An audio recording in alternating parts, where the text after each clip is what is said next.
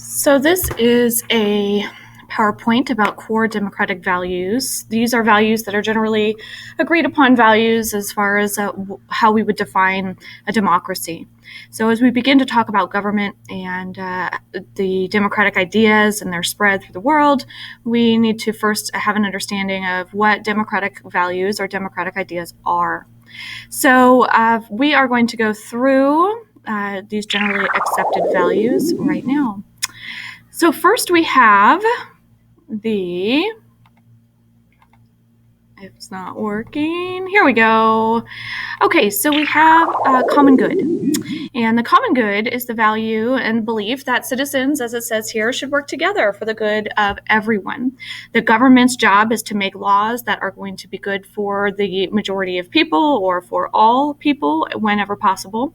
And the idea that we are not supposed to be moving forward as a government only looking out for a select number of people or percentage of our population, that in fact we are supposed to be working for the benefit of everyone. The second principle is diversity. And diversity you are probably familiar with, as it is a term that's used quite often, but that would include differences in language and dress and food and where our parents or grandparents were born, our race, our religion, that all of these things are not only allowed, but as you can see here, accepted as being important parts of our society.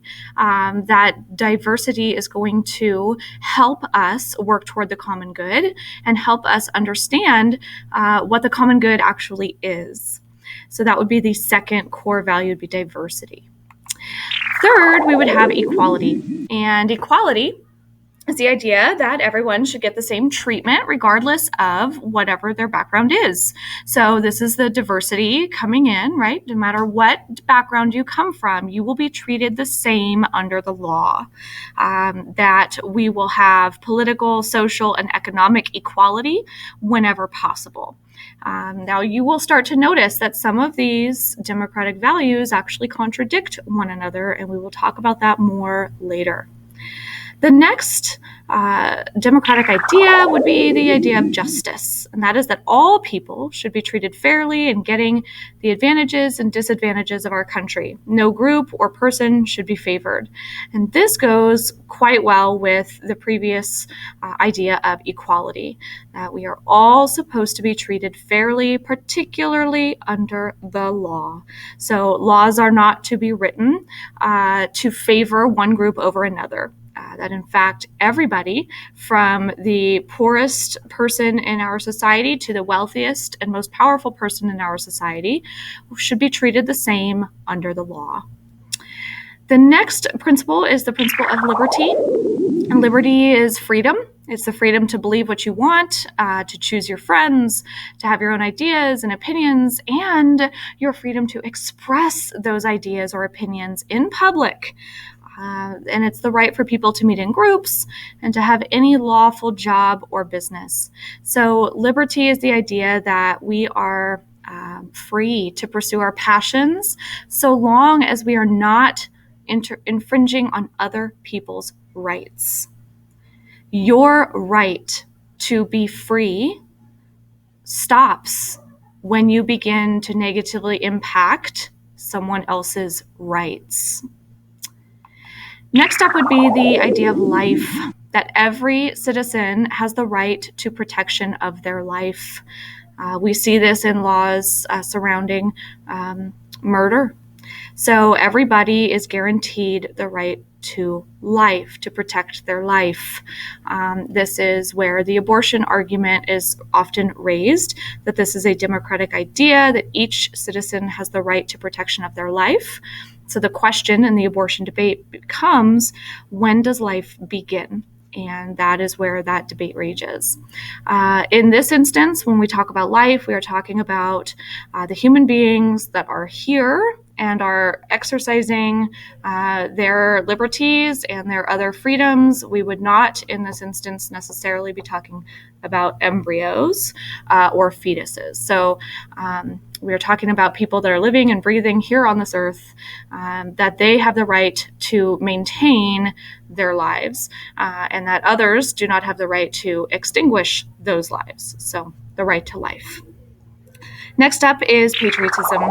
So patriotism being the devotion to your country, and the other core democratic values that have been discussed in the last few minutes.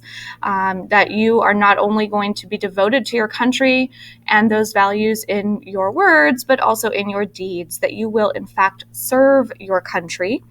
Now, to serve your country, you must not necessarily be in the military. There are many ways to serve this country.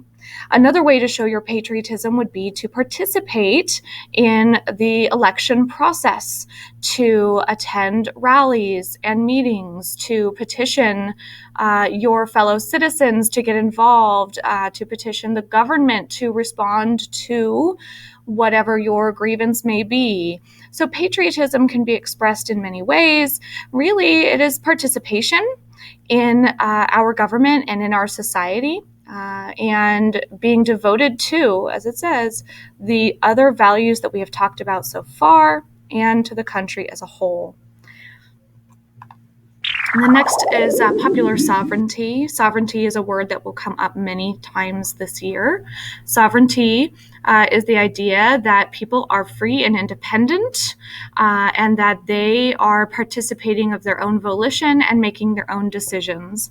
Popular sovereignty is the idea that the power of the government is going to come from the people, that the people are the ones in charge of this government, and that the government officials are simply our representatives.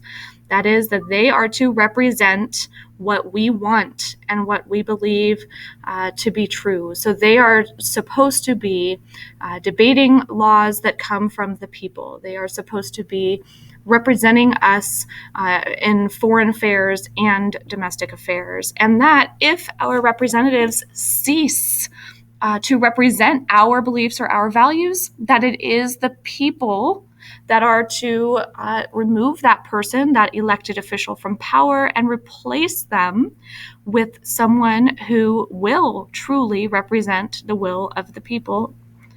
So popular sovereignty, the government's power comes from us. Another democratic idea is the pursuit of happiness. That each citizen can find happiness in their own way, and we talked about this earlier. That is, so long as they do not step on the rights of others. You can be as happy as you want and pursue that happiness, so long as you do not infringe on my rights. So that is pursuit of happiness. Next up is rule of law. The idea that both the government and the people of a nation must obey all laws. Again, this was discussed earlier, so you are seeing the overlap in these democratic ideas.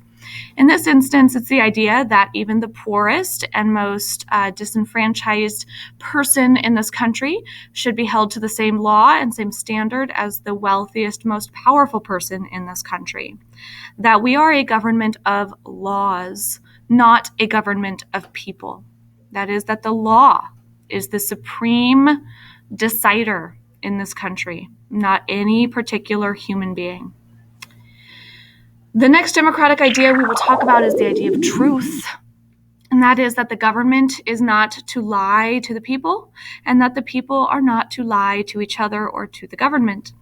So the idea that truth prevails, that we are guided by truth always.